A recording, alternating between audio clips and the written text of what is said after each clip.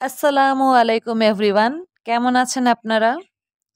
আ আজকে আপনাদের সাথে শেয়ার করব কিছু আর্টিফিশিয়াল ফুলের পাইকারি দোকান দেখিয়ে দিব।